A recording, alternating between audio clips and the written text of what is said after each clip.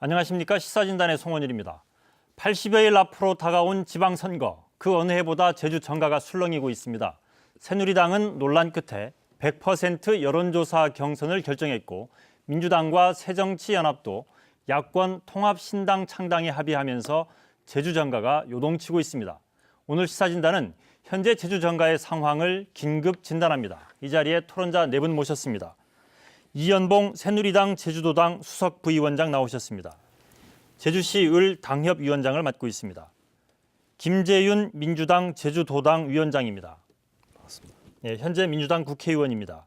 새누리당 이선화 제주도의회 의원 나오셨습니다. 새누리당 제주도당 여성위원회 자문위원장입니다. 민주당 박원철 제주도의회 의원입니다. 민주당 제주도당 원내대표를 맡고 있습니다. 네, 반갑습니다. 그동안 우여곡절 끝에 새누리당 도지사 후보 경선 방식이 결정됐습니다. 상향식 공천이다, 100% 여론조사다 논란이 많았는데 어제 최종 확정됐습니다. 먼저 이연봉 위원장께서 어떻게 정리됐는지 간단하게 좀 말씀을 해주시죠. 예, 우리 새누리당 당헌 당규상에는 대통령 후보 추천 그리고 시장, 도지사, 광역단체장 추천 방식에 대해서는 원칙적으로 대의원 2, 당원 3, 일반 국민 3, 여론조사 22 원칙이 있습니다. 그렇지만은 취약지역으로 분류될 경우에는 공천관리위원회에서 여론조사 방식 등 여러 가지 방식을 정할 수 있는데 우리 새누리당은 어저께 새벽에 당원 공천관리위원회에서 100% 여론조사 방식으로 결정이 돼 있고 어제 오전에 최고위원회 보고가 돼가지고 최종 결정돼 있습니다. 예. 새누리당에서 도지사 경선 방식을 100% 여론조사 이렇게 결정을 했는데 민주당에서 보시기에는 어떻습니까? 새누리당 이 경선 규칙을 결정하는 과정 어떻게 평가하고 있습니까? 그 특정인을 위해서 원칙과 그리고 또 국민과의 약속을 저버린 결정이다라고 생각을 합니다. 당원을 많이 모집했다고 해서 경선 방식을 바꾼다? 그럼 당에 많은 기여를 하면 오히려 공천을 받는데 어려워질 수 있다. 이거는 좀 납득할 수가 없는 것이죠. 결국은 특정인을 낙하산으로 보내기 위해서 원칙을 저버린 그 결정이었다라고 생각하고요. 결국 이러한 결정은 앞으로 당원들로부터도 지지를 받기 어렵고 실질적으로 제주도당도 100% 여론조사 경선은 반대한다. 그리고 상향식 공천을 해달라라고 요구를 했지만 제주도당 그의 요구도 결국은 수렴이 안 된 거지 않습니까? 그렇다면 도당에서 원하는 것도 결정해주지 않는 중앙당의 결정이라는 것은 특정인을 위한 낙하산 공천을 위한 결정이 아니었나. 그래서 도민들로서도 자존심도 좀 상하고 그리고 또 제가 볼 때는 새누리당 제주도당 당원분들도 자존심이 상한 결정이 아니었나 이런 판단을 하고 있습니다. 예, 낙하산 인사 이렇게 말씀하시는데 이선화 의원께서는 어떻게 보십니까? 낙하산 인사라고 하시는 말씀은 좀 심한 표현이시고요. 사실은 새누리당 중앙당이 드디어 제주를 책임질 자세이고 책임질 비장의 카드를 꺼냈다라고 저는 보고 있습니다. 왜냐하면은 아시겠지만 1995년 민선 1기 이후에 그 5기까지 그 집권 여당의 도지사를 제주도는 한 분도 만들어내질 못한 거예요. 그리고 17대, 18대, 19대 국회의원조차도 집권 여당의 그 국회의원 일꾼을 저희 제주도는 못 만들어냈습니다. 네. 그렇다고 하게 되면 적어도 새누리당 중앙당에서는 이 부분을 대단한 위기의식을 가지고 책임감을 갖고 있고 네. 그 책임감을 바탕으로 취약지역으로 분류해서 그에 맞는 그것을 갖고 있기 때문에 가졌다고 저는 보고 있기 때문에 어떻게 보게 되면 제주도의 새누리당 제주도당 역시 이 부분은 오히려 기회로 작용할 게 아닌가 새누리당의 그 집권 여당의 도지사를 만들 수 있는 기회라고 저는 또 그 당원들이 또 이해하시리라고 믿습니다. 예, 집권 여당의 도지사를 만들 수 있는 중요한 기회다 이런 말씀이신데 박원철 의원께서는 어떻게 보십니까? 좀 전에 우리 이선화 의원님께서 말씀하셨던 집권 여당의 사실 우리 민주정부 10년 있었죠. 그때 세 분의 국회의원 집권 여당의 국회의원이었습니다. 요점만 해주시고요. 사실은 새누리당 당내에서조차도 위인설관이다, 위인설법이다, 위원설법이다 이렇게 말들은 참 많더라고요. 저는 뭐 거기에는 차치하고서라도 어제 원희룡 의원께서 내려오시면서 참 좋은 말씀을 하셨더라고요. 어머니로 표현을 하시고 제주는 나를 낳아주신 어머니다. 그래서 어머니의 맹목적인 사랑만 받았는데 되돌려주지 못해서 후회하는 경우가 많은데 그러지 않기 위해서 제주를 위해서 모든 것을 바치겠다 이렇게 말씀을 하셨더라고요. 참 좋은 말씀이시고 또한 동의합니다. 전적으로 동의하고요. 그런데 이 말에 대한 어떤 정당성을 가지려고 한다면 우리 원전 의원께서는 정말 통렬히 반성부터 해야 된다. 그리고 원희룡 의원께서 정말 도민들께 머릿속에 사과를 해야 된다. 이 점은 먼저 말씀드리고 싶어요. 사실은 보면 원희룡 전 의원께서는 새누리당 전신이죠. 한나라당의 최고위원을 지내셨고요. 또한 이명박 정부 시절에 사무총장 그리고 외교통상통일위원회 위원장까지 역임하신 말 그대로 실세 의원이셨죠. 그런데 그 시기에 이명박 정부 시절에 제주는 어떻게 했습니까? 지방정부는 감세 정책과 4대강 사업으로 인해서 지방정부가 매우 어려운 시기였습니다. 제주도만 하더라도 과도한 지방채 발행으로 인해서 제주가 정말 행정안전부로부터 경고, 재정 안전성의 경고를 받았거든요. 그래서 작년만 하더라도 감채기금을 605억씩 지금 빚을 갚아가고 있는 형편이고요.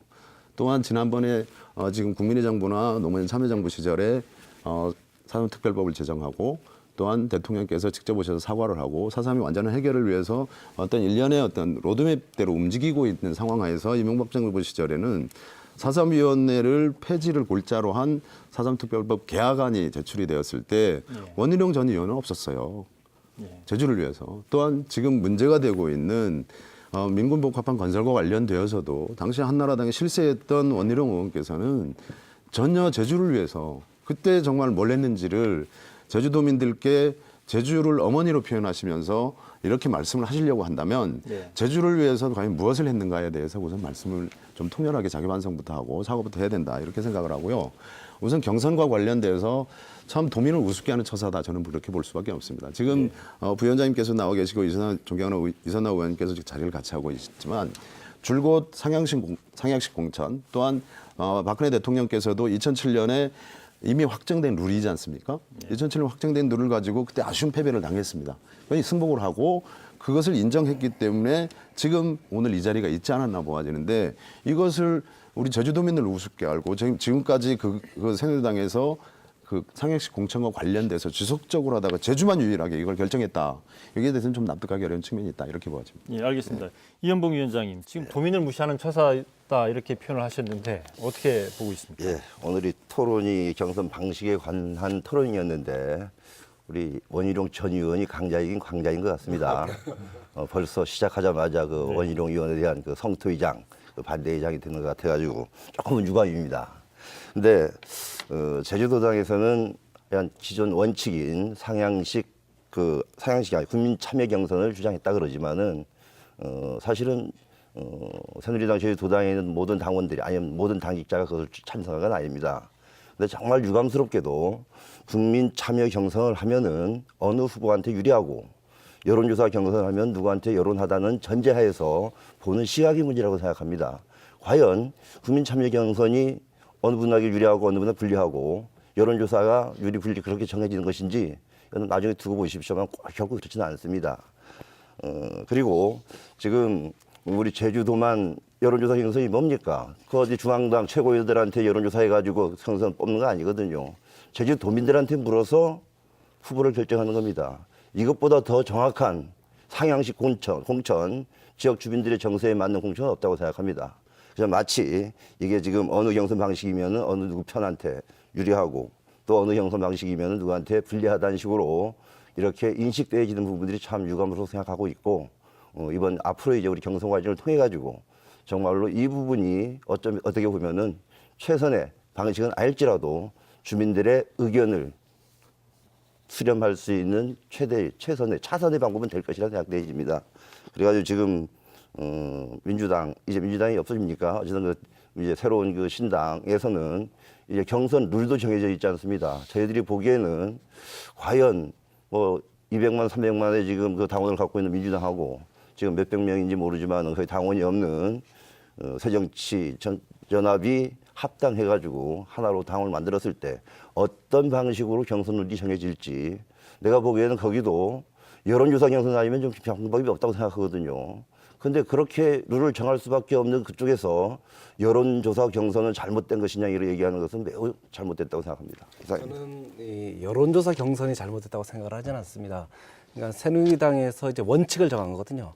당원과 그리고 또 국민이 이제 후보를 뽑는 방식을 정한 겁니다. 상향식 공천이죠.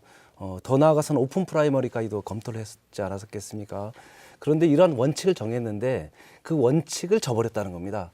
대다수의 언론이 제주도인 경우는 특정 후보를 염두에 두고 원칙을 저버린 결정이었다라고 대부분의 언론이 얘기를 하고 있거든요.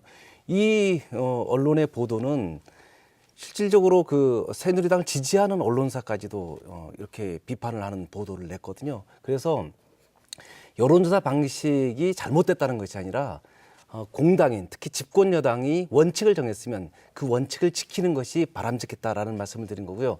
두 번째는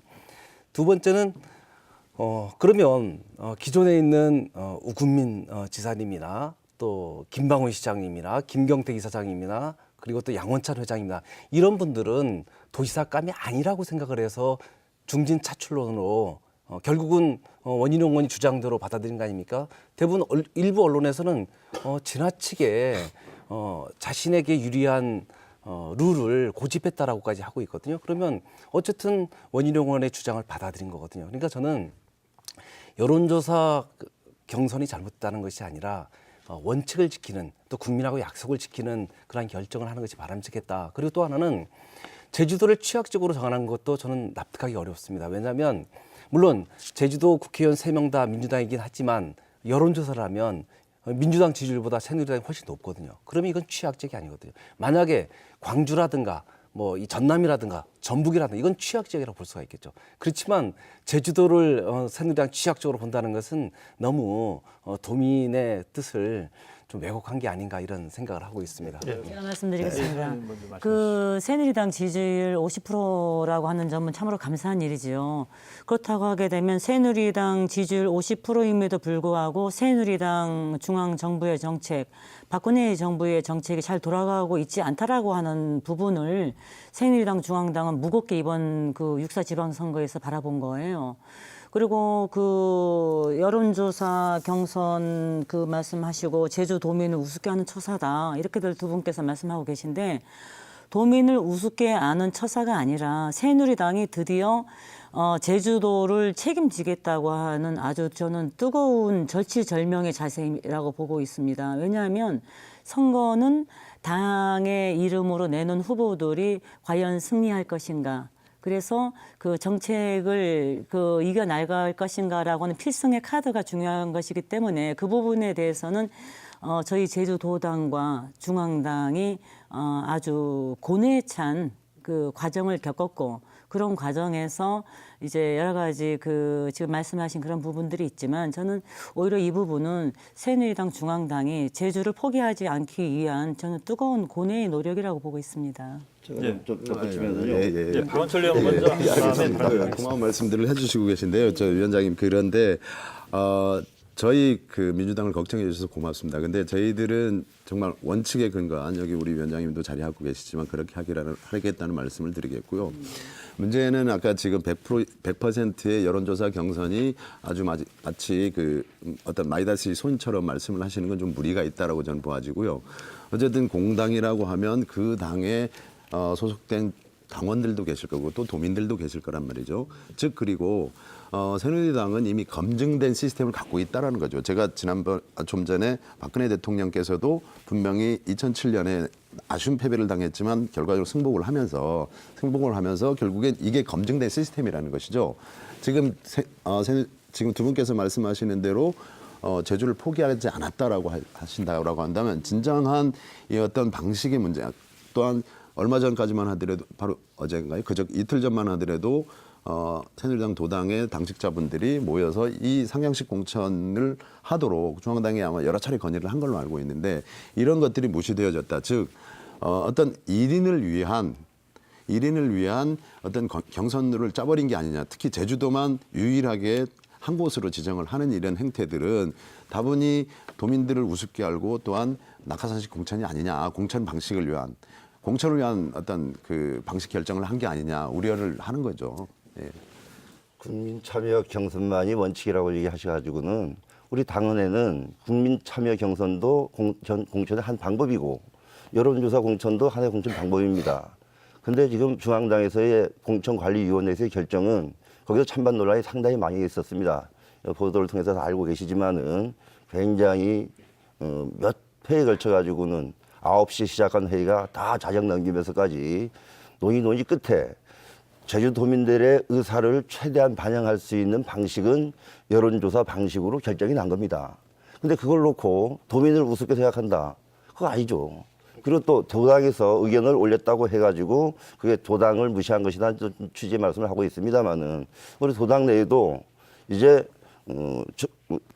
국민 참여 경선이 옳다고 생각하는 당원들도 또 당직자도 있고 그것 아니고 여론조사도 옳다고 생각하는 당원들 당직자들이 있습니다.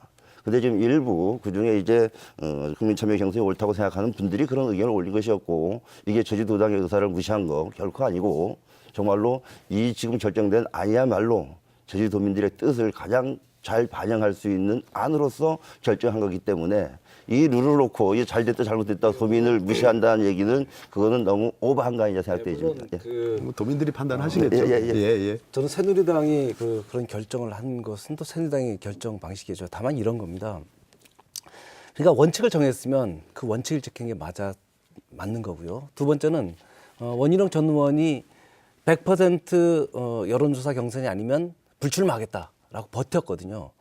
결국은 중앙당에서 원희룡 전 의원을 나가라라고 이제 부추겼는데 결국 원희룡 의원을 출마하도록 하기 위해서는 원희룡 의원의 주장을 수용할 수밖에 없는 상황이 된 겁니다. 100% 여론 경선 안 하면 출마하지 않겠다. 결국 그게 이 중앙당 지도부를 압박하는 꼴이 됐고 중앙당 지도부는 자기들이 일단 원희룡 전 의원에게 출마를 권유했기 때문에 안 나갈 그렇게 결정을 안 할 수밖에 없는 상황이고요. 제가 얘기하는 것은 예를 들면 새누리당 제주도당에서 100% 여론조사 경선해달라 요구를 했더라면 저는 이번에 중앙당의 결정도 맞다고 생각합니다. 그렇지만 새누리당 제주도당은 100% 여론 경선은 반대한다라고 성명을 냈습니다. 상향식 공천을 해달라고 요구를 했거든요. 근데 그게 묵살이 되고 100% 여론조사 경선으로 결정이 돼버렸기 때문에 저는 충분한 제주도당의 당원들의 뜻을 수렴하지 않은 일방적인 결정이었다라고 보는 것이죠. 오직 승리만을 위한 승리보다도 더 중요한 것은 그 과정의 공정성과 민주적 절차도 저는 매우 중요하다고 보는 거죠. 그게 진정한 민주주의, 그러니까 상향식 공천의 원칙이 아닌가 이런 말씀을 드리는 겁니다. 상향식 공천이라고 하는 것이 그 말은 좋지만 그 내막을 살펴보게 되면은 당심이 왜곡되고 또 도민의 민의가 제대로 반영되지 못하고 있다라는 그런 부작용들이 사실은 여러 차례 이제 지적이 되어 왔던 거예요. 그리고 또 지금 자꾸 이제 뭐 원희룡 의원 말씀하시고 원희룡 전 의원 말씀하시고 마치 우리 제주도당과 중앙당이 그 제대로 그 대화가 안 되고 그리고 뭐 이렇게 새누리당의 그 어떤 민주적인 커뮤니케이션이 안 되는 것처럼 말씀하시는 거는 좀 신뢰를 범하시는 것이고요. 잠깐만요. 그리고 이 같은 갈등은 제가 가장 계속 말씀드리고 있는데 갈등이 아니라 고뇌에 찬 최선의 노력이 무엇인가라고 다가가고 있는 그 당의 자세라고 하는 부분을 두 분께서는 놓치지 않기를 바랍니다. 이를테면은 그 도민을 위한 최선은 과연 무엇인가 마지막 순간까지 그리고 당을 위한 최선은 또 무엇인가 그리고 제주도 발전을 위해서는 또 무엇이 가장 최선인가 현재 그 집권 여당인 새누리 그 중앙당 박근혜 정부와의 제주 6대 공약을 포함한 그 모든 것을 잘 지켜내려면은 또 무엇이 최선인가라고 하는 이런 진통끝에서 나온 그 결론이거든요. 마치 어느 특정 후보를 지지하기 위해서 저희들이 마치 제주도당의 그 대화 채널이 차단되고 중앙당의 그 독선으로 가고 있다고 하게 되면 그렇게 말씀을 끌어가신다면은 그 부분은 분명히 문제 있다고 제가 문제를 제기하겠습니다. 예. 말씀드릴게요. 예, 동의합니다. 충분히 물론 이제 새누리당의 고뇌에 찬 결정이었겠죠. 예, 동의합니다. 뭐 저희들이 뭐 새누리당의 대변인들도 아니고요. 단지 그 제가 말씀드리고자 하는 거는 좀 전에 의원님께서 말씀하셨다시피 어떤 정책 공약들을 원활하게 추진하기 위해서라든지 아니면 당심이 왜곡될 것이다. 여러 가지 문제 때문에 100% 여론조사 경선밖에 할 수 없었다. 그렇게 말씀을 하시는 것들은 상당히 좀 무리가 있지 않겠습니까? 그러니까 일정 기간 동안 당원 모집을 왜 합니까? 또한 지금 열심히 몇 개월 동안 제주 지역을 위해서, 제주 미래 비전을 위해서 아니면 제주 도민들의 삶의 질 향상을 위해서 뛰신 분들은 이렇게 결정 딱 되고 나니까 되게 불만들이 많으신 거죠. 이분들은 결과적으로 얘기하면 당신네들은 후보감이 아니니 그만 물러나시오 하는 뜻으로 오해될 소지가 상당히 많다라는 것이죠. 이번 결정은.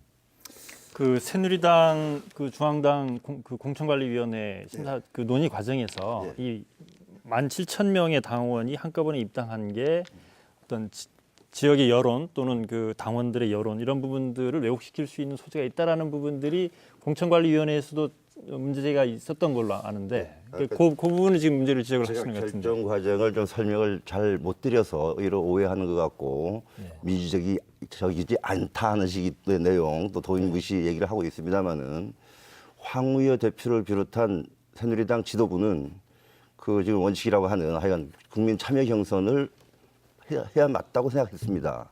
근데 당에는 당 규정에 의해 가지고는 공천관리위원회가 있습니다. 공천관리위원회는 당내 그 인사들하고 외부 인사들 포함돼 가지고는 13명으로 구성돼 가지고 그분들이 그 몇 해에 걸쳐 가지고는 밤 12시를 넘기는 회의를 마라톤 회의를 거친 끝에 하나로 일치가 안 돼 가지고는 표결을 했고 표결 결과 뭐 그냥 간발의 차이랄까 그 뭐 몇 대 몇이라는 얘기를 여기서 이야기는 그렇습니다만은 거기서 여론조사 경선으로 끝난 거예요. 그거는 이제 당 대표도 마음대로 못 하고 우리 당에 있는 틀과 민주적인 절차에 의해 가지고는 공천관리위원회에서 표결에 의해서 정해진 거기 때문에 그것은 지금 새누리당 지도부도 받아들일 수밖에 없고 우리 도당도 받아들일 수밖에 없는 것입니다. 근데 그게 만에 하나 위에서 잘못된 경선, 위에서의 이제 하향식 경선이거나 어떤 특정인의 의사가 반영되는 식이 공천 방식이라면은 참 잘못된 거지만은 어쨌든 그 결과는 도민들의 의사를 최대한 반영할 수 있는 여론조사 방식, 경선 방식이기 때문에 저희들은 수용할 수밖에 없고 또 이거는 뭐 최선이라고 할 수는 없을지 몰라도 그래도 가장 도민의 뜻을 많이 반영할 수 있는 왜곡시키지 않는 방식이라고 생각하기 때문에 이 절차를 놓고 이 방식을 놓고 지금 상대 쪽 민주당 쪽에서 이건 잘못됐다, 이 잘됐다, 이거 누구를 위한 경선이니 그건 경선이 누구를 위한 것인지는 지금까지 와서 판단할 수 없습니다. 나중에 두고 보면은 그대로 나타날지 아니면 그와 달리 나타날지도 모르는 것이고 이걸 놓고 지금 누구 한 사람을 위한 어떤 제도인 것 같이 얘기하시는 것은 일단 오해라고 생각합니다. 그렇게 말씀드리는 건 아니고 문제는 지금 그 고뇌에 찬 결단이었다. 아주 뭐 정말 그 민주적인 방식에 의해서 도민의 뜻을 아주 가장 적합하게 반영할 수 있는 방법이 이 여론조사 경선이었다라고 말씀하시는 건요. 다분히 좀 무리가 있지 않겠습니까? 우리 17개 광역시도 중에 광역시도에 제주만 유일한다는 것은 이것은 그러면 다른 시도의 경선 방식은 그 지역의 민심을 반영하지 못한다는 뜻으로 자칫 왜곡될 수 있는 소지가 있거든요. 문제는 17개 중에 제주만 이렇게 결정했다는 것들은 이게 오히려 왜곡시킬 수 있는 게 아닌가요? 그렇게 볼 수도 있다라는 거죠. 공천관리위원회에 있는 13분의 위원들이 하나같이 똑같이 여론조사 경선이다 해가지고 그렇게 한 게 아닙니다. 그중에 많은 토론 끝에 제주의 경우에는 여론조사 경선이 가장 민의를 반영할 수 있는 방법이라고 거기서 결정한 거예요. 이 결정한 걸 놓고 그거 옳다 그러다. 저희들은 그건 하고 싶은 생각은 없습니다. 잠깐만 우리 이선호 의원님 말씀하신 거에 저희들의 주장이 문제가 있다 했는데 제가 말씀드린 건 뭐냐면 새누리당 제주도당이 논평과 그리고 중앙당의 그 제안한 것을 가지고 얘기를 한 겁니다. 저희들이 뭐 근거가 없는 게 아니고요. 새누리당 제주도당은 100% 여론조사 경선은 반대한다. 상향식 공천을 해달라. 그런데 그게 수렴이 안 됐다라는 것이지 저희가 다른 뜻이 아니었음을 좀 분명히 밝혀드립니다. 네. 그 논의를 지금 그동안에 이제 경선 방식을 둘러싼 과정에 대한 그 주제를 가지고 지금 이야기를 진행을 하고 있는데 이 문제를 좀 다른 측면에서 바라봤으면 하는데 새누리당 입장에서는 지금 100% 여론조사 경선 방식이 지금 결정됐지 않습니까? 만약에 이렇게 100% 여론조사 방식으로 새누리당 도지사 후보 경선이 앞으로 진행이 될 경우에 어떤 효과가 있을 것으로 생각을 하고 있는지 그리고 그 부분에 대해서 또 민주당에서는 어떻게 평가를 하는지 진행하시면 그 논의를 그러면 좀 새누리당 선전장이 되는 아니요 거니까요. 왜냐하면 이러면 안 되죠. 그 부분은 이제 다음 주제가 이제 야권 통합식당 관련해서 물론 새 정치로 그렇긴 주장을 합니다만. 하고 있고 이렇게 하면은 긍정적인 효과가 있을 것이다라고 주장을 하실 거 아닙니까? 그러면 이 부분에 대한 전에 나온 질문이기 그렇죠. 때문에 일단 예, 가고 예. 나중에 문제성 그렇게 해서 편집하는 걸로. 논의 과정에서 그거는 제가 균형을 잡겠습니다. 예. 말씀하시죠. 어쨌든 새누리당도 이제 정치 쇄신의 한 일환으로 평소에 정치가 잘못됐다는 국민들의 지탄을 받는 제일 큰 이유 중에 하나가 공천이 잘못되고 있다는 거였습니다. 그래서 올바른 공천을 하기 위해서는 여야 동시에 이루어지는 완전 경선, 그러니까 오픈 프라이머리를 법제화하자고 노력을 했고 또 제안을 했습니다. 근데 뭐 인정할지 알지 모르겠습니다만 이것은 야당이 반대하에 이루어지지 못했고 법제화 안 됐습니다. 가장 좋은 방식은 모든 국민이 동시에 같은 날 같은 장소에서 참여하는 그 오픈 프라이머리가 옳다고 생각합니다. 근데 그 방식이 채택되지 않은 상태에서는 그렇다고 우리 개별적으로 우리 제주도에서만이라도 그렇게 해보고자 해도 이게 야당과 같이 합의가 안 되면은 같은 날 하지 않으면 안 되는 거거든요. 그 외의 방법으로 과연 도민의 의사를 가장 반영하는 방법이 뭐겠느냐?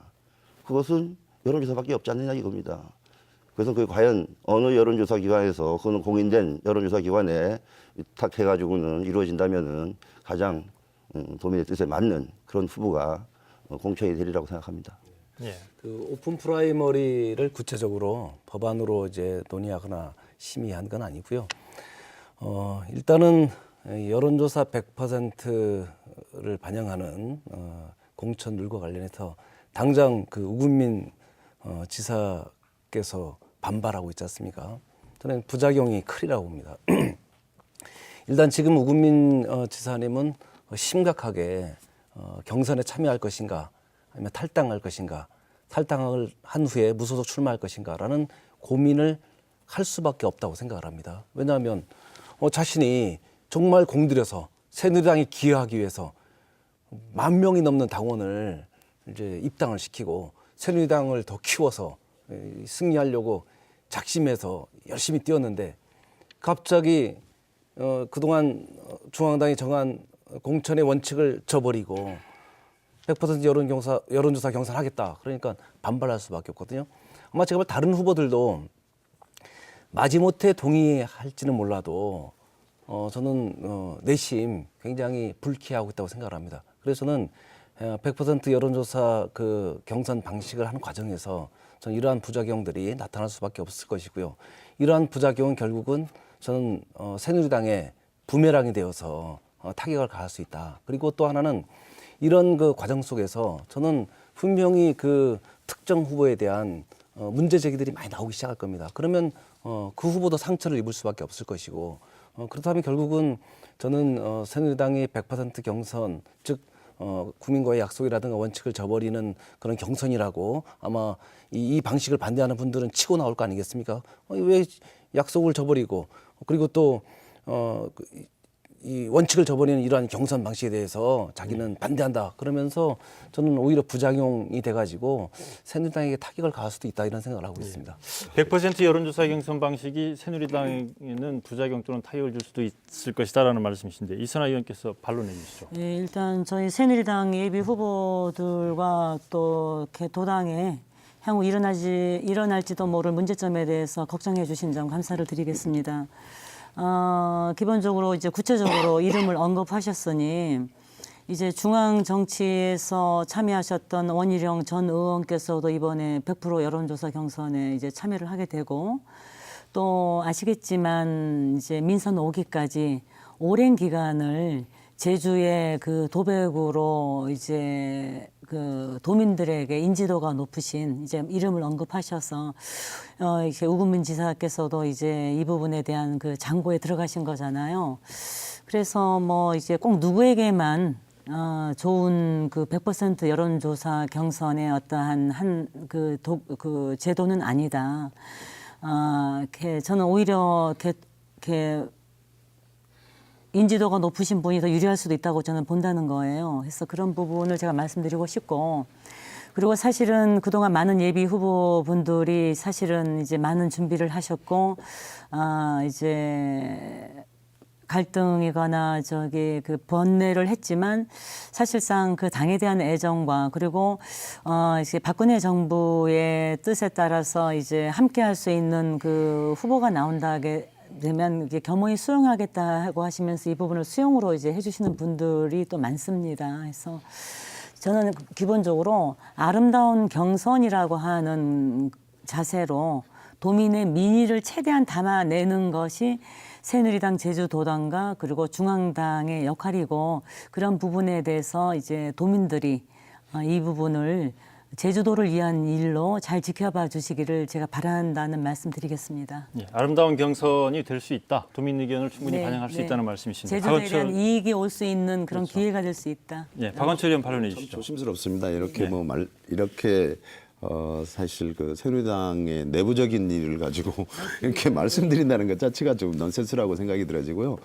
단지 저는 이렇게 말씀 좀 드리고 싶어요. 도민들께서 언제든지 지금까지 지켰던 원칙도 저버릴 수 있는 당이 새누리당이구나.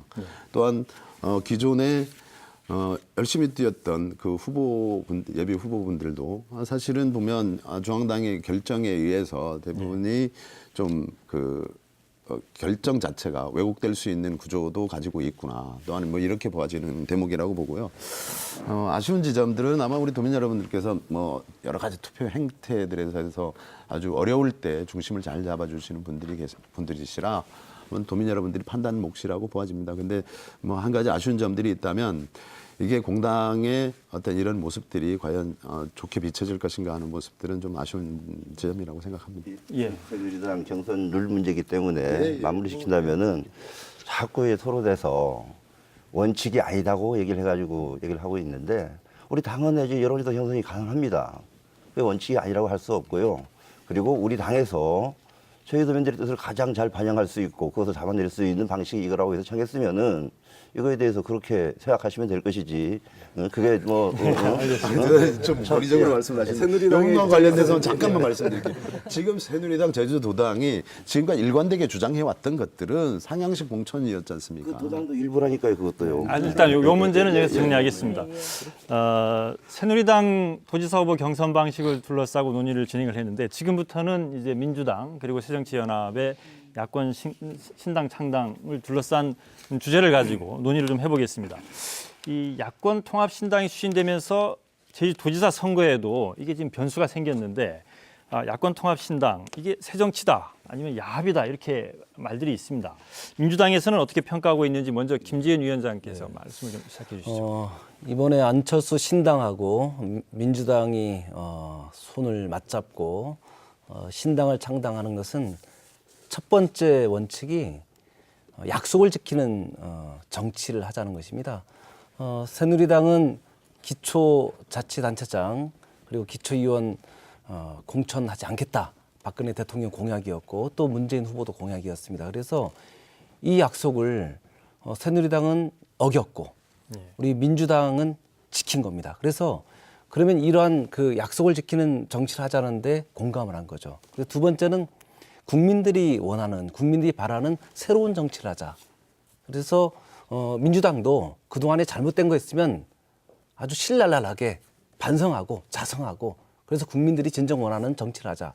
그래서 새로운 정치, 약속을 지키는 정치, 국민과 함께하는 정치라는 이런 대원칙을 가지고 이제 신당을 창당하게 된 것입니다. 우리 새로운 신당은 저는 굉장한 시너지 효과를 가져왔다고 봅니다. 이미 안철수 신당과 민주당의 지지를 받는 지지율을 뛰어넘는 여론조사 결과가 나왔거든요. 그동안 새누리당하고 한참 차이가 있었는데 지금은 비슷비슷해진 겁니다. 그러니까 이번 6.4 지방선거에서 싸워볼 만한 동력이 생긴 거죠. 네. 그리고 어떤 여론조사는 새누리당을 압도하기도 합니다. 그렇다면 우리가 정말 질 뻔한 선거를 이길 수 있는 선거로 만들었다고 보고요. 두 번째는 이제 정치의 그 새로운 변화를 원하는 국민들의 뜻을 담았다고 봅니다. 특히 그동안 우리 정치권에 대한 비판이 컸지 않습니까? 그래서 우리는 잘못된 건 잘못됐다고 인정을 하고 그리고 또 새로운 정치와 새로운 비전을 가지고 국민들로부터 심판을 받자 이렇기 때문에 저는 6.4 지방선거에서 정말 압승할 수 있는 그러한 토대가 마련됐다고 생각을 합니다. 예, 야권 통합신당이 이번 지방선거에서 압승할 수 있는 토대가 됐다 이런 판단인데 어떻습니까, 이선화 의원님? 네, 그래서 우리가 이렇게 살면서 좀 조심을 해야 되는 거예요. 남의 집 얘기를 할 때는 뭐 이렇게 아까 저희 집에 대한 얘기를 할 때는 뭐 이렇게 원칙을 안 지키지 않는다, 뭐 도민에 대한 기대와 당원들에 대한 그런 말씀을 하셨는데 지금 민주당과 이제 새정치연합 이렇게 신당 이렇게 하면서 사실 도민이나 국민들이 혼란스러울 것 같아요. 당명은 정하셨습니까? 우리 16일 날 예. 창당 발기인 대회를 하기 때문에 창당 발기인 대회를 거치면서 신당 창당할 때 저게 당명이 딱 정해지겠죠. 지금은 그러니까, 창당 과정이 있으니까요. 그래서 제가 네. 그 남의 집 얘기해서 전 조심스럽게 말씀을 드리겠습니다. 선거 80여일 앞두고 이제 그 당명도 정하지 않고 그리고 지금 사실 저도 도의원 그 지역구 후보로서 이제 그 6선거구에서 뜁니다. 그러면 이제 많은 후보들이 뜨는데 네, 그분들 중에서도 새정치연합으로 이제 그렇게 꿈을 꾸시는 분들도 계셨던 거예요. 또 뭐 지금 민주당도 마찬가지고 해서 그분들만이 아니라 지금 뭐 명함, 공보물, 현수막 이렇게 나온 분들은 지역에 인재해 드릴 텐데 그분들에 대한 책임은 또 어떻게 질 것이며 또 도민들 역시 새로운 정치를 위해서 그분들에게 또 마음을 주셨던 분들도 역시 지금 혼란이 오고 있는 것이거든요. 그리고 뭐 이를테면 새 정치하겠다면서 기존 정치와는 손 잡지 않겠다라고 선언했던 또 그 정치 세력들도 있다면 사실 이게 아까 말씀하신 것처럼 그 새로운 정치의 동력이 될 수 있겠는가. 오히려 국민이나 도민은 또 이렇게 선거철에 앞둔 이기기 위한 야합으로 보지 않겠는가라고 하는 우려가 있습니다. 남의 집 얘기를 좀 했습니다. 예, 선거에 이기기 위한 야합이다라는 지적이 있다는 말씀이신데 예, 예. 어떻습니까? 뭐 그렇게 말씀드리면 아니, 저희 집 말씀을 하도 이렇게 예. 하셨어요. 예. 아주 그 최근으로 돌아보죠. 그 친박연대가 공천에 불복을 제가 하고 여쭙잖아요. 지금 그쪽 그 새로운 신당에 대한 얘기를 제가 이렇게 그래서요. 질문을 그래서 드렸죠. 야합이다 아니면 선거구 위기에 대한 어떤 정략적 목표가 있는 거 아니냐에 대해서 좀 말씀을 좀 드리려고 합니다. 그래서 친박연대가 바로 다시 합당 과정을 겪습니다. 또한 미래희망연대라고 있었죠. 또 합당을 합니다. 그리고 새누리당이 당명이 한나라당, 그 앞에 신한국당, 자유당, 민자당 이렇게 쭉 이렇게 바뀌는 과정들이지 않습니까? 그렇게 하는 것들을 우선 상기를 시켜주시고요. 더더욱 그 보수대 연합으로 통칭되어지는 1990년대 3당 합당은 어떻고요? 근데 문제는 지금 저희 그 새정치연합과 민주당과의 어떤 합당 과정은 보면 어떤 개혁 세력이나 정책 지향하는 바가 거의 비슷하고 유사한 지점들이 많았었다는 것이죠. 또 하나는 더 말씀드리고 싶은 거는 지금 새정치위원회에서 국민의 눈높이와 국민의 이익과 변화와 실천에 대해서 김한길 대표와 안철수 공동대표께서 당이 받아들이지 못할 정도의 어떤 안을 내어달라고 특별히 주문하시는 것들이고 또한 당원 당규를 새롭게 만들겠다는 것이죠. 아까 그 이현봉 위원장님께서도 말씀을 하셨지만 기존의 정치 틀들 자체가 상당히 국민들로부터 어떤 괴리되고 이런 것들에 대해서 이 기회에 참신하게 한번 새롭게 태어나 보자라는 것들을 좀 이해를 해주시면 참 고마울 것 같아요. 예, 이현봉 위원장께서는 어떻게 평가하십니까? 예, 지금 최근에 일어난 그 민주당과 새정치연합과의 합당 또는 신당 창당 부분을 마치 과거에 우리 새누리당과 그 근소당들이랑 합당한 거랑 비슷하게 그 연주어서 말씀하시고 있는데, 이번 사건의 본질은 안철수 의원이 한 달 전에, 보름 전에 그 새로운 당을 발기하면서 그때 그분이 얘기가 있습니다. 기존 정치에 들어갔을 경우에는 정치 구조와 문화를 바꾸는 게 힘들다. 그리고 이렇게 해놓고 나중에 분리하면은 선거 연합이나 또 공동 추천을 할 거 아니냐 하는 식의 지분에 대해서는 어떻게 답을 했냐면, 연대해야 이긴다는 건 패배주의 발상이고 자기 부정이다고 얘기했던 분이 바로 보름 전에 그런 얘기를 했던 분이 안철수 의원입니다. 근데 그분이 그 같이 발기했던 그 사람들, 또 같은 의장단들 누구랑 한 사람 의논 없이 혼자서 그 결정을 해버린 겁니다. 그리고 물론 뭐 민주당 사정을 뭐 떠나가지고는 그 당의 입장이 그럴 줄 한다면 과연 이게 지금 국민들로부터 욕먹는 정치의 구태 정치의 그 표본 아니겠습니까? 그리고 미지적이 못하는 겁니다. 어쨌든 간에 혼자 독단적으로 결정했다는 겁니다. 그래서 지금 새 정치를 하겠다. 정말로 이걸 놓고, 저도 같은 남이당이기 때문에 얘기하고 싶지 않습니다만은, 국민들의 정치 불신에 대해서는 여당 야당 똑같이 책임을 지는 거기 때문에 과연 이렇게 하면서도 과연 새 정치가 있는 것인지. 그래서 저희들은 이번 3월 2일 날 그 발표로 인해 가지고는 안철수의 새 정치는 끝났다. 그렇게 지금 판단하고 있습니다. 그 안철수 위원장께서 혼자 이제 결정한 건 아니고요. 누구보다도 많은 고뇌를 냈습니다. 그리고 국민들의 목소리를 많이 들었고요. 그 결과 6.4 지방선거에서 안철수 신당과 민주당이 따로따로 그 출전을 하게 되면 민주개혁 진보 세력이 패배한다라는 여론이 대다수였습니다. 그러니까 뭐 전문가들이나 교수님이나 국민들의 많은 소리가. 그래서 개혁 민주 진보 세력이 똘똘 뭉쳐야만이 승리의 가능성이 있다라고 본 거죠. 그리고 두 번째는 새 정치라는 것은 기존의 정치 현실에서 전맥돼야만이 성공할 수 있다. 우리가 아무리 이론이 좋다 할지라도 현실에서 그게 반영되지 않으면 결국은 꽃을 피울 수 없지 않느냐, 이런 의견도 들었습니다. 그래서 결국은 민주당과 새로운 정치를 같이 할 수 있냐라는 부분에 대해서 김항일 대표, 안철수 위원장은 공감을 한 거죠. 자, 이제 우리 잘못된 것은 반성을 하고 새로운 정치를 하자. 그게 공감을 한 겁니다. 새 정치에 대한 공감. 두 번째는 비전에 대한 공유. 한반도의 평화, 그리고 또 평등의 세상을 여는 것, 그리고 가난하고 어렵고 힘든 사람들을 위해서 보편적 복지를 실현하는 것, 이런 부분에 대한 비전을 공유를 한 거죠. 그다음 세 번째는 이러한 그 비전을 실천하기 위해서 민주당은 자기들 특권을 내려놓고, 또 새로운 정치 세력은 정말 우리가 민주개혁 진보 세력을 아우를 수 있는 정치의 틀을 마련하고, 그래서 새정치위원회도 만든 거 아닙니까? 새정치위원회는 전부 외부 세력으로 했습니다. 그 외부 인사들이 객관적인 정치 개혁안을 우리 민주당이 수용하겠다고 한 거죠. 그래서 결국은 저는 두 가지라고 봅니다. 하나는 6.4 지방선거 이후의 총선, 그리고 대선의 승리를 위해서 민주, 개혁, 진보 세력이 대동단결한다. 두 번째는 새로운 정치를 통해서 국민들에게 감동의 정치를 실현한다. 이런 목표로 신당이 창당됐기 때문에 저는 그러한 신당 창당도 국민들이 이번 6.4 지방선거에서 평가하리라고 봅니다. 우리 제주도 같은 경우에는 기초자치단체가 없기 때문에 그 단체장과 그 기초의원이 없습니다. 그렇기 때문에 그거는 이제 제주도 관련 문제는 아닙니다만은, 이 합당을 하면서 그 일을 달았습니다.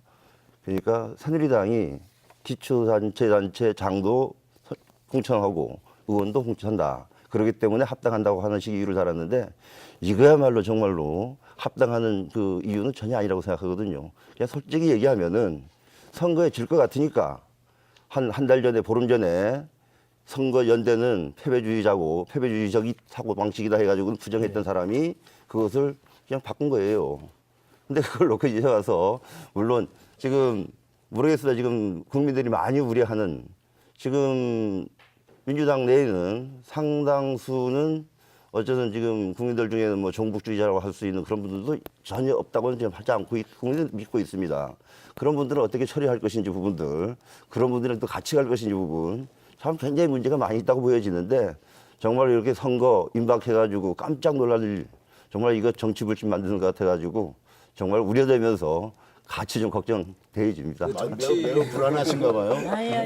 제가 말씀드릴게요. 일단 기본적으로 그 우리가 당이라고 하는 개념 그리고 정치라고 하는 개념은 그 민생과 민의를 수렴해서 제대로 그걸 실천하는 그 일꾼이라고 하는 개념에서 당의 그 정치적 방향성과 그 당정이라고 하죠. 당의 정신은 대단히 중요한 겁니다. 근데 이제 선거 석 달, 뭐 쉽게 말하면 80여일 앞두고 두 당의 각기 다른 그 당심과 당 방향과 당원들의 어떤 그 정책 기조들을 통합해서 이제 새로운 시너지를 하시겠다는 말씀이잖아요. 근데 그 준비 기간이 대단히 짧다는 것이죠. 그 짧은 80여일로 그 국민과 도민을 에게 어떠한 그 당심을 전달하시려고 하시는지 그리고 80여일이라고 하는 그 기간으로 하는 거는 사실은 유권자들을 좀 우습게 보는 태도가 아닌가라고 이제 우려가 되는 부분이 분명히 있다는 말씀 드리겠습니다. 그리고 아까 우리 김재현 위원장님께서 말씀하신 그 비전이라고 하는 개념에서 한반도 평화, 이를테면 보편적 복지 이런 그 비전 공유는 선거 앞둔 지금 80일 전이 아닌 그 전부터 사실은 논의되어 왔던 과거형의 그 아젠다들이었던 거예요. 과거부터 논의되었던. 그래서 새삼 이런 비전 때문에 80여일 앞두고 이제 두 당이 그렇게 합당했다, 연대 뭐 했다라고 하는 거는 사실은 이번 6.4 지방선거를 앞두고 이렇게 야합을 한 게 아니냐라고 하는 시원하게 말씀하세요. 하고 싶은 얘기 다 하셔도 좋고요. 그런 우려, 국민과 도민의 우려를 멈출 수는 없을 것이다. 그 말씀 제가 드리겠습니다. 그런데 아까 이선화 의원께서 뭐 정치적 방향성이나 정강이 다르지 않느냐. 지금 얘기하는 대로 어떤 뭐 한반도의 평화라든지 보편적 복지라든지 여기에 대해서 미리 얘기가 됐었지 않았느냐. 바로 그런 것이 과거부터 논의가 됐던 이제 지난 아젠다 아니냐. 근데 이게 아젠다였죠. 진행형일 수밖에 없고요. 즉 이제 저희 민주당이나 새정치연합이나 얘기하는 방향성들이 거의 같았다는 얘기고요. 뭐 솔직히 인정하겠습니다. 그 지금 민주개혁 진보 세력들이 아니면 좀 전에 우리 여론조사 경선 얘기를 하다가 왔습니다만은 여론조사에 이렇게 쭉 해보면 너희들 왜 그러냐 이렇게 힘을 모아서 소위 말하는 정말 보수대 연합과 한번 겨뤄보거라 하는 어떤 국민적 요구가 많았었죠. 그것들은 여러 가지 그 어떤 데이터 속에서도 나오질 않습니까? 여기에 대해서 아마도 보면 안철수 대표나 김한길 대표나 이미 어떤 정책적 검증들이나 이런 부분들에 대해서 상당 부분 공유를 했었고 아마 국민들께서도 많이 공감하셔서 이분 안철수 대표 같은 경우 어떤 그 좀 전국 뭐 토크쇼를 형태로라도 진행하면서 지난 대선 과정 등 통해서는 지금도 진행 중입니다만은 이렇게 보면서 국민들과의 소통은 너무 많이 되신 분이시죠. 그래서 이것들을 야합이다 그렇게 말씀하시지 말고 정말로 이 사회의 어떤 수권 세력으로서 한번 너그럽게 봐주시고 도민들께서도 그렇게 평가하실 거라고 저는 봅니다. 알겠습니다. 또 하나만 더 말씀드리면요. 예. 저희는 그 신당 창당이 6.4 지방선거의 승리를 위한 게 아니냐라는데 저는 인정합니다. 저는 이번 신당 창당이 저희 그 새로운 신당이 6.4 지방선거에서 새누리당을 이기고 승리하는 것도 목표의 하나입니다. 이와 더불어서 새로운 정치를 통해서 국민들에게 공감을 얻고 나중에 총선 그리고 또 더 나아가서 우리 민주개혁 진보 세력이 집권하는 것까지 저희는 목표를 삼고 있는 것을 인정합니다. 근데 저는 그것보다 더 먼저 말씀드리고 싶은 것은 이번 신당 창당을 함에 있어서 박근혜 대통령님께서 그 얘기를 했습니다. 정치의 첫 번째 원칙은 국민과의 약속을 지키는 것이다. 이걸 말씀하셨거든요. 그러면 저는 그 박근혜 대통령의 말씀에 저는 100% 공감을 합니다. 그래서 그럼 우리 민주당과 안철수 신당은 국민과의 약속을 지키는 정치를 하자라는 것이 첫 번째 원칙이었습니다. 그래서 우리 대선 때 공약으로 했던 기초자치단체장, 기초의원 공천 안 하겠다. 그 약속을 지킨 거고요. 새누리당 어쨌든 어떤 이유에서는 약속을 못 지켰습니다. 그래서 결국은 그러한 부분들은 이제 국민들이 평가를 하실 거고요. 그래서 앞으로도 저희는 당이 정하면 그 원칙에 따라서 그 원칙을 어긋나지 않는 공천도 하고 또 그러한 기본과 원칙을 지키는 정치를 통해서 도민 여러분들과 국민 여러분들에게 평가를 받겠다는 것이 저희 신당의 원칙입니다. 예. 민주당이 이제 새로운 신당에서 기초의원 비례대표 공천 안 할 겁니까? 비례대표는 다르죠. 비례대표는 다릅니다. 그거는 우리 그 법이 규정돼 있기 때문에 비례대표는 당연히 그건 하는 거고요. 예. 이상하게 그게 모순이라는 거죠. 예. 김재현 위원장님의 말씀을 제가 잘 들었고요. 기본적으로 그 집권 여당을 견제하는 야당은 사실은 참 대단히 중요한 역할을 하는 겁니다. 그 집권 여당을 이제 그 견제를 잘하게 되면 집권 여당도 사실은 그 견제에 따라서 더 이렇게 그 질이 더 이렇게 발전할 수가 있는 계기가 되거든요. 그러려고 하게 되면 그 야당의 전제 조건이거나 정치는 진정성과 저는 이제 건강성, 진정성을 가진 건강한 야당이라야 된다라고 하는 게 제 평소 소신이에요. 그럼에도 불구하고 아까 국민과의 약속을 말씀하셨는데 국민과의 약속이 잘 이루어지려면 그 이전에 국민을 존중하는 정신이 있어야, 정신과 자세가 더 중요하지요. 80일 앞두고 두 당이 연대해서 새로운 당을 창당해서 승리로 간다고 하게 되면, 승리를 향한 그런 노력을 하게 된다고 하게 되면 과연 이게 국민과 유권자들을 존중하는 자세이겠는가, 그 부분에 대한 의문을 또 다시 제기합니다. 네, 알겠습니다. 그 말씀은 이제 충분히 됐다고 보고 다른 측면에서 이 문제를 짚어보겠습니다. 일단 공정하게 진행을 해야 되기 때문에 야권 통합 신당 창당을 하게 되면 과연 이번 지방선거에서 어떤 효과가 있을 것으로 보시는지, 그리고 그에 대한 이런 생각에 대한 반론 이렇게 듣는 순서로 진행을 하겠습니다. 어떤 효과가 있을 걸로 생각하십니까? 일단 이미 여론조사에서 신당 창당의 시너지 효과가 나타나고 있습니다. 새누리당과 우리 민주당의 지지율 차이가 컸었거든요. 그런데 우리 야권 통합 신당의 지지율하고 새누리당의 지지율은 지금 창당되기 이전이지만 벌써 근접 내지는 오히려 새누리당을 이제 압도하는 여론조사 결과들이 이미 시너지 효과로 나타나고 있다고 보고요. 두 번째는 일단 새누리당에 대한 그 문제의식들을 많이 가지고 있습니다. 이제 낙하산 공천이라든가 인사 실패라든가, 그리고 또 국민과의 약속을 어긴다든가 원칙을 저버린다든가, 이런 부분에 대해서 국민 여러분들은 정말 새로운 정치에 대한 열망과 더불어서 아까 말씀드린 대로 민주개혁 진보 세력이 똘똘 뭉쳐가지고 거대한 집권 여당인 새누리당을 견제해 주기를 원하고 있거든요. 새도 한쪽 날개로는 날아갈 수가 없는 거 아닙니까? 견제와 균형이 중요하다고 생각합니다. 그래서 지금 대통령이 이제 새누리당이기 때문에, 집권 여당이기 때문에 대통령 권력을 적절하게 견제할 수 있는 그런 그 힘 있는 야당을 원하고 있는 거죠. 그래서 이번 6.4 지방선거에서 이제 새로운 신당의 승리를 통해서 견제와 균형을 통한 국가 발전과 국민의 행복을 실현하는데 이번 6.4 지방선거가 굉장히 큰 기준점이 될 거다라고 보기 때문에 이번 신당이 저는 우리 국민 여러분들과 도민 여러분들에게 아주 적극적인 지지를 받을 것으로 확신합니다. 신당 창당이 적극적인 지지를 받을 수 있을 것이다, 이런 말씀이신데, 도지사 선거와 도의원 선거 관련해서 과연 이렇게 신당 창당을 추진하고 있는데 제주 상황에서 이게 어떻게 문제점은 없겠습니까? 제주 상황도 물론이고 전국적으로도 처음에 이 발표가 됐을 때는 이제 민주당 지지도 그리고 또 새정치연합 지지도 합친 것보다 더 효과가 있는 발표가 있었던 건 맞습니다. 근데 그 시간이 지나면서 이런 국민들이 그 허구점 또 문제점, 그 또 절차의 비민주성, 이것들이 알려지면서 그건 점점 내려가고 있는 게 지금 여론조사의 결과라고 좀 다 알고 있지 않습니까? 그래서 제주도 같은 경우에 우리 새누리당은 새누리당 한 후보대, 야당 여러 후보를 상상해가지고 선거를 준비한 게 아니고 우리와 상대 한 사람 1대1의 구도를 예상하고 선거를 준비해왔기 때문에 그 결과는 매우 미미하리라고 보여지고 있고, 앞으로 시간이 지나면 지날수록, 그리고 창당 과정이 국민들에게 알려질수록 이번 그 해프닝은 안철수 의원 한 사람이 민주당에 입당한 거 그 이상도 이하도 아니라고 판명이 될 겁니다.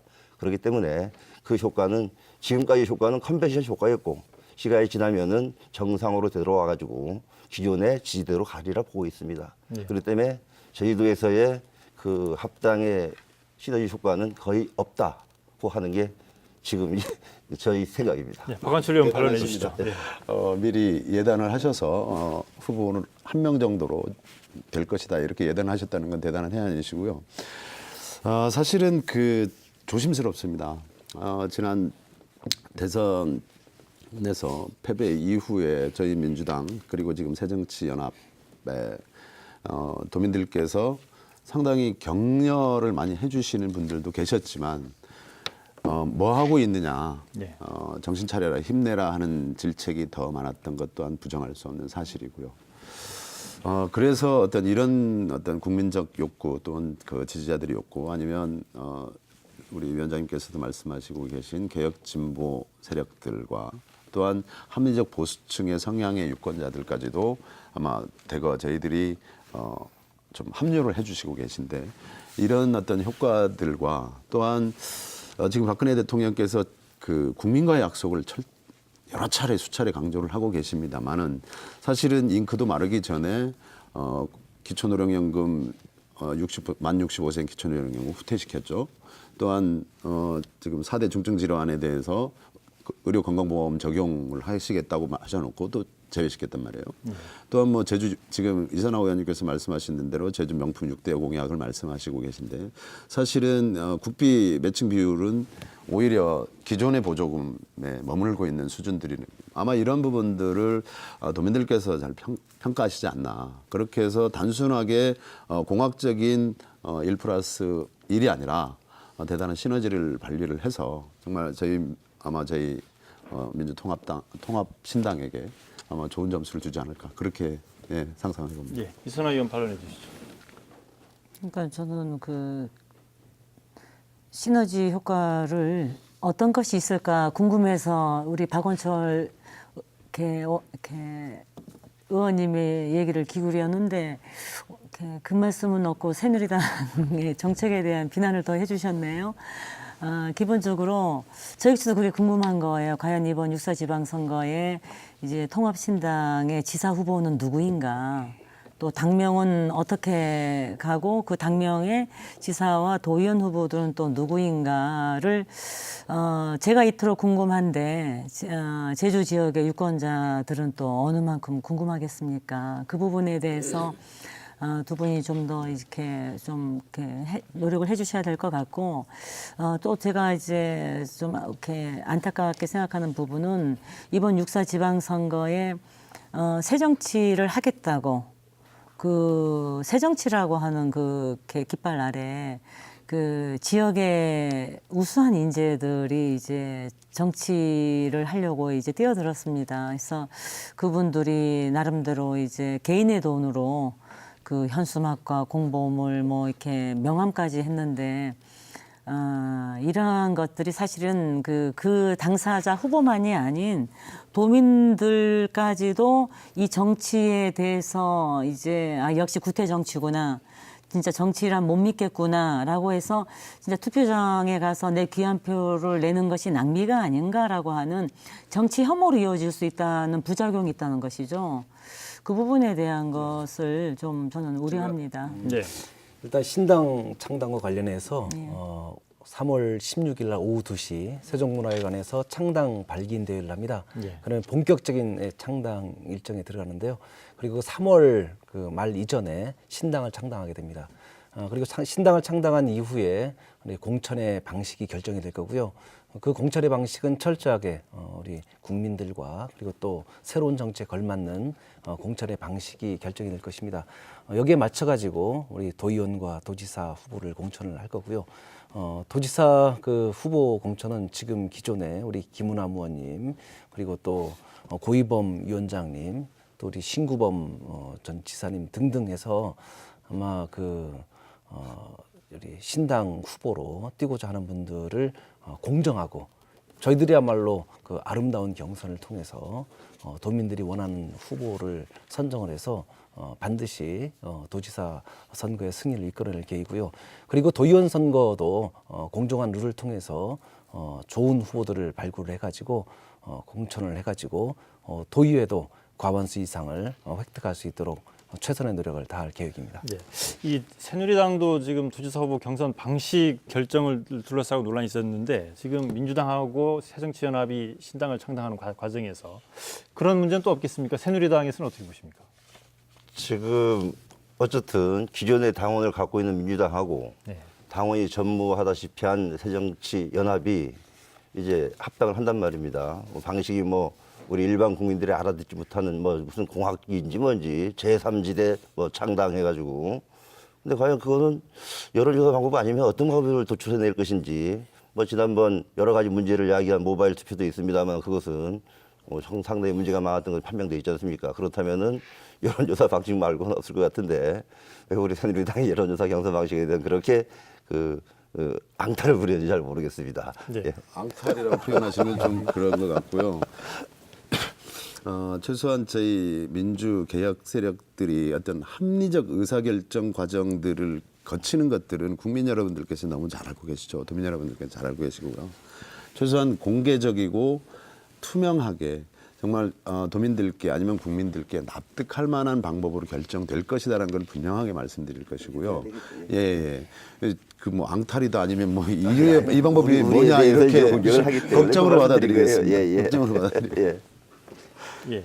지금 민주당하고 새정치연합 쪽에서 도지사 후보가 두 분 지금 출마 의사를 밝힌 분이 있지 않습니까? 이거를 지금 신당을 창당하는 과정에서 이 부분이 매끄럽게 과연 정리가 잘 될지에 대한 의문도 있는데 이선화 의원께서는 어떻게 보십니까? 글쎄요. 저도 뭐 이렇게 말씀하셨지만 이렇게 뚜렷한 지금 대답들이 안 나오고 있잖아요. 그러니까 제가 보기엔 중앙당에서도 방향이 정립이 안 되기 때문에 지금 제주 도당에서도 지금 그 부분에 대한 답변을 원칙적인 답변만 지금 하시는 것 같고, 그리고 중요한 거는 4월 중순 돼야 이제 지사도 윤곽이 나타난다는 거 아닙니까, 후보가. 해서 이런 부분들이 제주 지역인 경우에 유권자들에게는 좀 실망으로 이어질 수 있는 부분이 분명히 있다. 그래서 뭐 이렇게 그런 우려가 있다는 말씀만 드리겠습니다. 저는 실망보다는 신당에 대한 기대가 크다고 보고요. 네. 아직 우리가 신당 창당을 안 했기 때문에 3월 말중에 창당을 하면 국민의 여론, 도민의 여론을 수렴을 해서 공천의 방식을 결정하고 그리고 또 기본과 원칙에 입각한 그리고 또 국민들이 원하는 방식으로 공천을 하고 또 제대로 평가받는 그런 계기가 있을 것입니다. 네. 도민 여러분들은 저는 실망보다는 기대감이 더 있다고 그 기대라고 하는 것이 준비 기간이 짧은 경우에는 유권자들을 자칫 좀 이렇게 무시하는 처사가 아니냐라는 얘기를 들을 수 있다는 점은 좀 생각하셔야 될 것 같습니다. 명심할 것이고요. 네. 3대 원칙을 발표했잖아요. 외부 인사로 구성된 국민의 눈높이를 가장 먼저 생각하겠다고 하고 국민의 이익이 뭔지 도민의 이익이 뭔지를 우선시 생각하겠다는 것이고 변화와 실천에 대해서 두려워하지 않고 온몸으로 맡겠다라는 것들에 대해서 이미 천명을 했고요. 지금 창당 과정을 지켜봐 주시면 뭐 관심 가져주시면 좋습니다. 고맙겠습니다. 그렇다고 하게 되면 다시 원점으로 돌아가서. 네, 아니 정강 정책과 당헌을 만들어가는 과정 속에 있기 때문에 아마도 MBC에서 이런 토론 자리를 한번 마련해 주시면 와서 비판과 질책 겸허히 알겠습니다. 받겠습니다. 지금 시간이 좀 많이 진행이 돼서 마지막으로 지금 그 정당별로 이 경선 방식을 둘러싼 논란 때문에 자칫 이게 정책 대결이 상당히 중요한데 선거라는 게 이 각 정당에서 이번 선거 지방 선거를 어떻게 정책 대결을 유도하면서 좀 더 이렇게 건강한 제주 지역의 발전을 고민하는 그런 축제의 장으로 만들 수 있을 것인가 이런 부분에 대한 대책도 상당히 좀 궁금한데 마무리 발언 형식으로 한 분씩 좀 짧게 그 해법에 대해서 좀 말씀해 주시죠. 이현봉 위원장부터 말씀해 주시죠. 예. 어쨌든 우리 새누리당은 지난 1995년 도지사 직선제 이후 동시 지방선거에서는 한 번도 도지사를 배출하지 못했습니다. 이 점에 관해서는 어쨌든 우리 새누리당 깊이 반성하면서 도민들이 마음을 얻지 못한 부분에 대해서 뭐가 이유였는지를 따지면서 열심히 해나가겠습니다. 지금 우리 김재현 의원님이 여러 차례에 걸쳐가지고는 민주 세력, 진보 세력 얘기하고 있습니다만은 과연 민주적인 세력이 과연 야당에만 있는지 어쩌면 우리 새누리당 모든 절차 민주적으로 하고 있습니다. 사실 여러 가지 저희들이 새정치연합과 민주당이 통합 과정 속에 있습니다만은 우려 있는 줄 잘 알고 있습니다. 하나 도지사 후보에서부터 도의원 후보들까지 공정한 경선을 거쳐서 훌륭한 후보들이 배출이 되어서 도민의 삶의 질 향상 그리고 도민의 이익과 또는 제주 미래 가치에 대해서 정말 도민들로부터 평가를 받을 준비를 하겠다는 말씀을 드리겠고요. 정말 국민의 눈높이를 맞추는 노력 게을리하지 않겠습니다. 국민의 이익, 도민의 이익을 위해서 최선을 다하는 어떤 새로운 어떤 모습을 보여드리도록 하겠다는 말씀을 드리겠고요. 이 환골탈태의 각오로 열심히 하고 있는 저희 새정치연합 여러 후보들에게 많은 지지와 성원 부탁드리겠습니다. 예, 이선화 의원 말씀해 주시죠. 네, 우리 새누리당은 현재 박근혜 정부의 제주 6대 공약을 착실하게 진행하고 있습니다. 올해 초 전국에서 최초로 말산업 특구로 지정이 되었고, 그리고 이달 중순에는 제주 4.3 국가추념일이 선포될 예정이고요. 그리고 올해 5월에 예비 타당성 조사가 끝나게 되면 바로 공항 인프라 확충에 대한 사업도 박차를 가할 것입니다. 이처럼 정치라고 하는 거는 화려한 수사로거나 또 필요에 따라서 야합으로 가는 그러한 것보다는 진정성 있게 국민을 향해서 도민에게 필요한 일을 차곡차곡 진행해 나가는 것입니다. 예. 새누리당 중앙당이 이제 드디어 제주도를 포기하지 않으려고 하고 있습니다. 도민 여러분께서 기회를 주신다면은 더 많은 일을 집권 여당과 함께 제주도가 더욱더 도약하는 기회로 삼을 수 있는 기회가 될 것이라고 제가 말씀을 드리고 싶습니다. 예, 김재현 위원장님 말씀해 주시죠. 네, 저는 이번 6.4 지방선거는 어느 정당이 국민의 이익에 부합하는 정책들을 제대로 잘 내는가를 가지고 평가해야 한다고 생각을 합니다. 특히 제주도 선거는 제주도의 현안 문제들, 제주 민군복합형 관광 미항의 문제라든가 그리고 이제 신공항 건설의 문제라든가 그리고 FTA 등으로 인한 1차 산업에 대한 대책이라든가 그리고 제주 4.3의 문제라든가 또 어르신들이라든가 아이들의 교육이나 복지의 문제라든가 병원의 문제라든가 이러한 현안들을 가지고 구체적으로 평가받는 정책 선거가 돼야 한다고 생각을 합니다. 헐뜯는 선거보다는 칭찬하고 서로를 인정하고 도민의 이익을 위해서 최선을 다해서 하는 정말 정책 대결 선거가 되기를 기대하겠고요. 저희들도 새누리당을 무조건 이제 비판하기보다는 때로는 칭찬도 하고 격려도 하고 그러면서 평가받는 그리고 정말 바람직한 선거가 되도록 최선을 다하겠습니다. 예, 오늘 말씀 고맙습니다. 예, 정리를 해야 될 시간이어서 여야 정당마다 도지사 후보 경선 규칙을 둘러싼 갈등이 벌어지고 있고 또 예상되고 있습니다. 공약과 정책보다 개임의 규칙이 더 부각되면서 자칫 정책 선거가 실종될 우려를 낳고 있습니다. 이럴 때일수록 유권자의 현명한 판단이 중요합니다. 유권자의 관심과 참여가 우리 선거 문화를 바꿀 수 있기 때문입니다. 오늘 토론 마치겠습니다. 안녕히 계십시오.